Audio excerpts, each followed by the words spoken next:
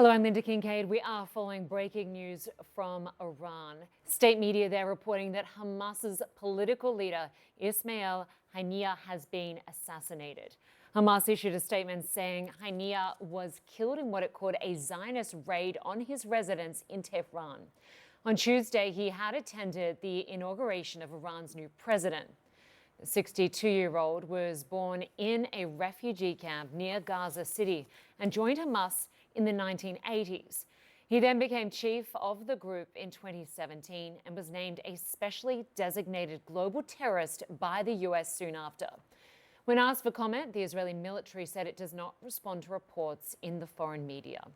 Shlomi Eldar is an Israeli journalist and filmmaker. He joins us now live from Tel Aviv. I appreciate you joining us this morning. So Hamas's leader assassinated in Iran. This is news that people in Israel are waking up to right now. It's just after 7:30 a.m. there. What's been the reaction so far? I think we were surprised. We didn't think that Israel will attack in Tehran, and absolutely not assassinating Ismail Haniyeh. I met Ismail Haniyeh in 1994, my first meeting with him. Ismail Haniyeh, I think he has been changed, and he's the story what happened to Hamas movement. He was one of the moderate leaders of Hamas, and he has been changed, especially after the military coup in 2007. I think that now when we are taking Hamas leader, we shaped it and designated that as after October 7th, all Hamas leaders are war crimes, are war criminals. What they've been doing, what they have been done, this is, I think Israel must act against the Hamas leader. But I think that today, when I've heard that Ismail Haniyeh was assassinated, it let me think that we've been left with the extremist leaders of Hamas, like Yahya Sinwar and all other the military group. But again, when Israel decided to assassinate Ismail Haniyeh in Tehran, this is a message to all Hamas leaders: no more.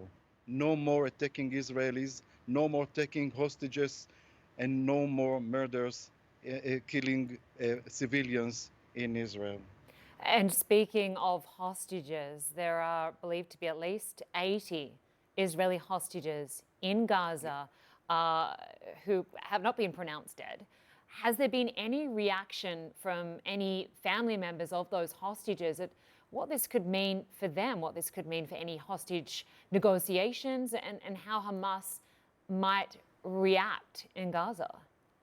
Yes, I think it's today.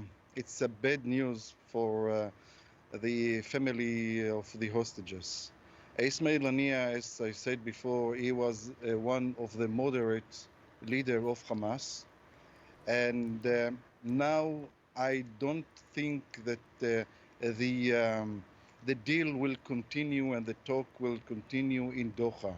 I think that Hamas also were surprised while Israel assassinate the political leader. As actually from the title, he is the top leader of Hamas, but actually who is deciding all the reaction and all the political direction of Hamas is Yahya Sinwar. Yahya Sinwar, he changed Hamas after he was released from the Israeli prison in 2011 after Gilad Shalit deals.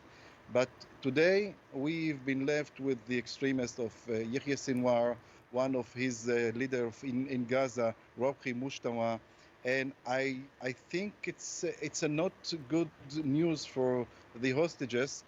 But again, I think it's our duty, and we've been promised by the Israeli leaders to eliminate Hamas movement.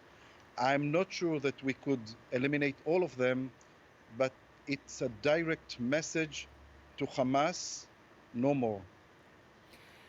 We know, Shlomi, that Iran says it's carrying out an investigation into this assassination.